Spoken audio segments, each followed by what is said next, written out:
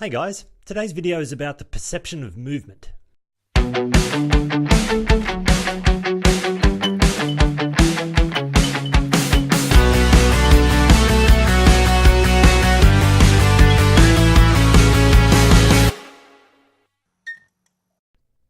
Hi, I'm Peter Blaine. I've been talking in these videos about the enactive approach to perception. The enactive approach says that visual perception is an activity. It's something we do. Specifically, it's an active exploratory process. It's not a passive process that occurs just by staring at something. One of the implications is that we see less of what's around us than we think, because unless we're actively engaging an object in a visual way, we don't see it. It doesn't matter that it might be right in front of us. We have the illusion that we're seeing everything in front of us because every time we look at an element of our surroundings, we see something. It's a bit like how the fridge light always appears to be on. But the reality is we only see what we visually engage with, and we're blind to everything else. And a key implication for user interface design is that users don't necessarily see what's on their screen. They only see what they actively explore with their eyes. If they're not actively engaged with it in a visual way, they're not seeing it, even if it's right in front of them. Because of this limitation, our nervous system needs to compensate. Specifically, our visual system needs to decide what we should visually engage with, or in other words, what we should see.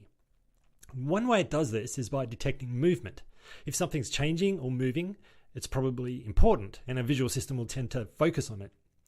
And this tendency to focus on change is so important, and we rely on it so much, that it's very difficult to concentrate on anything else when there's movement or change in our periphery. So it's important to keep this in mind when we're creating something like a web page. Say you add an automatically sliding carousel to a web page. The animation will cause users to have a hard time looking at anything else because of the movement. Now, this might be great if you don't want users to look at anything else, but in most cases you probably want them to focus on other things as well. So you don't want to add any kind of motion unless you want users to look at absolutely nothing but the moving element, because that's probably what's going to happen. Sliding images and other animations look impressive, but these features, if used inappropriately, can reduce usability. Because even if users force themselves to focus on a stationary feature while another element is moving, they'll have a hard time concentrating. As Krug says, don't make me think. Users hate thinking. So at best, the moving elements are going to be irritating, and at worst, users just won't see other important elements.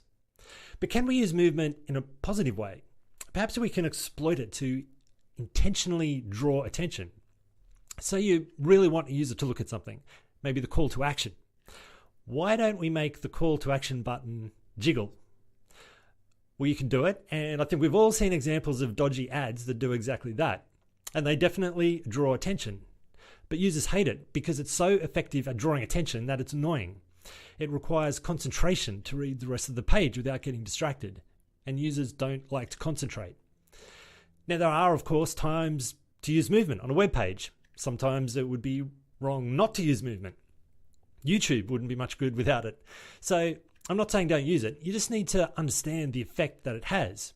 When there's movement, a user's attention will be drawn to the moving element, and they'll be less likely to engage in the perceptual activity required for conscious awareness of other elements that you might want them to see. It doesn't matter that there might be other things on the screen right in front of them. Users won't see them unless they're executing their knowledge of the relevant sensory motor contingencies, and the movement of other elements will inhibit this and possibly prevent perception of the stationary elements. If you keep that in mind, it should be pretty obvious when to use movement and when not to. So that's it for today. As always, you are very welcome to click the subscribe button if this kind of stuff interests you. But either way, thanks for watching.